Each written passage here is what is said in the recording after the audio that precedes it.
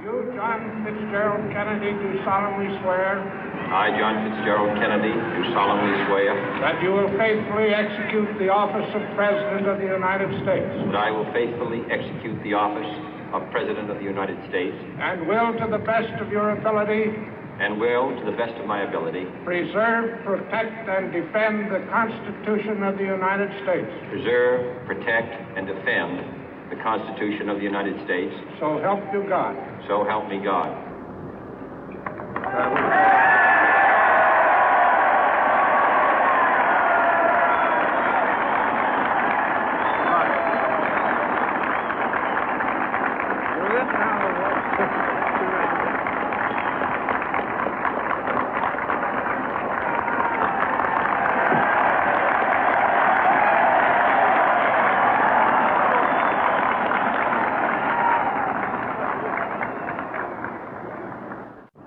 Vice President Johnson, Mr. Speaker, Mr. Chief Justice, President Eisenhower, Vice President Nixon, President Truman, Reverend clergy, fellow citizens. We observe today not a victory of party, but a celebration of freedom, symbolizing an end as well as a beginning, signifying renewal as well as change. For I have sworn before you and Almighty God the same solemn oath our forebears prescribed nearly a century and 3/4 ago. The world is very different now, for man holds in his mortal hands the power to abolish all forms of human poverty and all forms of human life. And yet the same revolutionary beliefs for which our forebears fought are still at issue around the globe.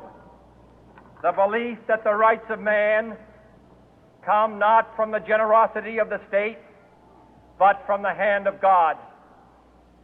We dare not forget today that we are the heirs of that first revolution.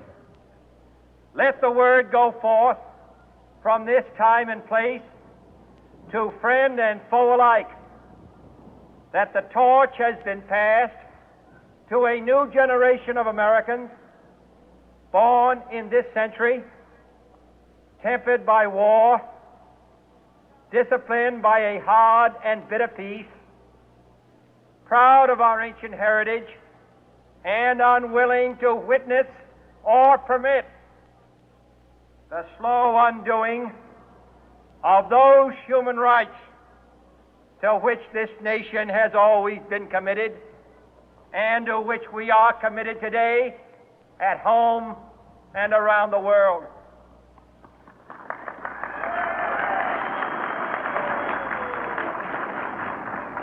Let every nation know, whether it wishes us well or ill, that we shall pay any price, bear any burden, meet any hardship, support any friend, oppose any foe to assure the survival and the success of liberty.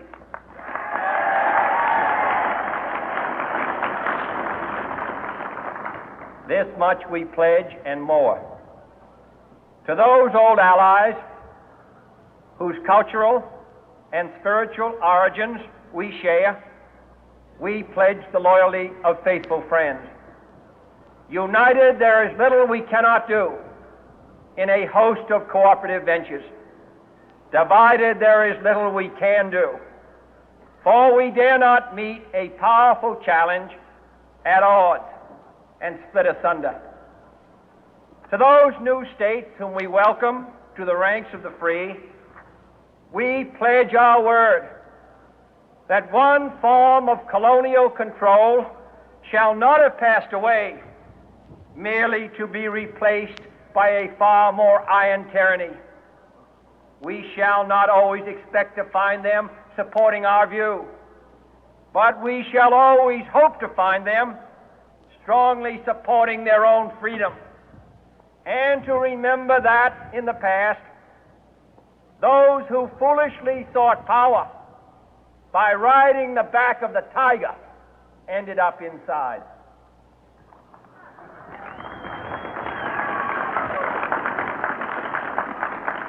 To those people in the huts and villages of half the globe struggling to break the bonds of mass misery, we pledge our best efforts to help them help themselves for whatever period is required, not because the communists may be doing it, not because we seek their votes, but because it is right.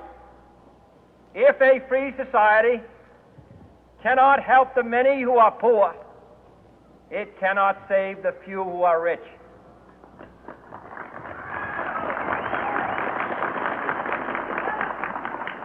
To our sister republics south of our border, we offer a special pledge to convert our good words into good deeds, in a new alliance for progress, to assist free men and free governments in casting off the chains of poverty.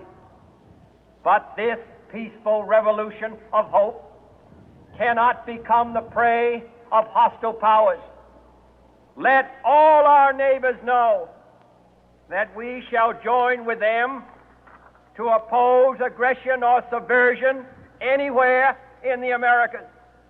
And let every other power know that this hemisphere intends to remain the master of its own house.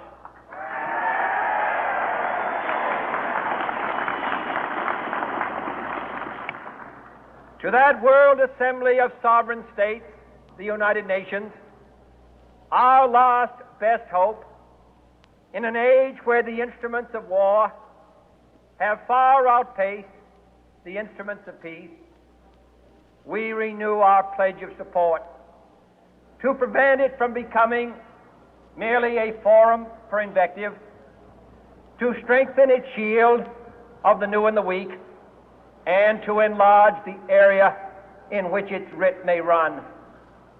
Finally, to those nations who would make themselves our adversary, we offer not a pledge, but a request that both sides begin anew the quest for peace.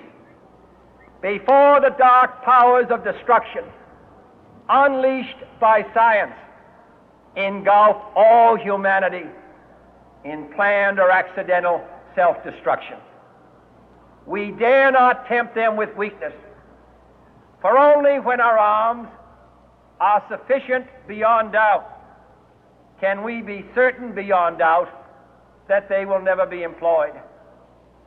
But neither can two great and powerful groups of nations take comfort from our present course, both sides overburdened by the cost of modern weapons, both rightly alarmed by the steady spread of the deadly atom, yet both racing to alter that uncertain balance of terror that stays the hand of mankind's final war. So let us begin anew, remembering on both sides that civility is not a sign of weakness, and sincerity is always subject to proof. Let us never negotiate out of fear, but let us never fear to negotiate.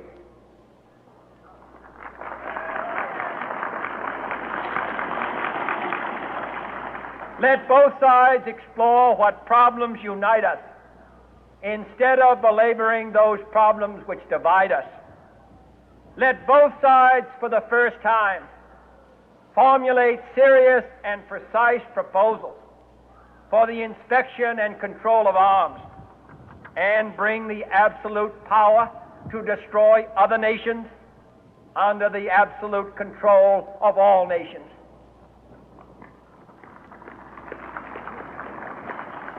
Let both sides seek to invoke the wonders of science instead of its terrors. Together, let us explore the stars, conquer the deserts, eradicate disease, tap the ocean depth, and encourage the arts and commerce.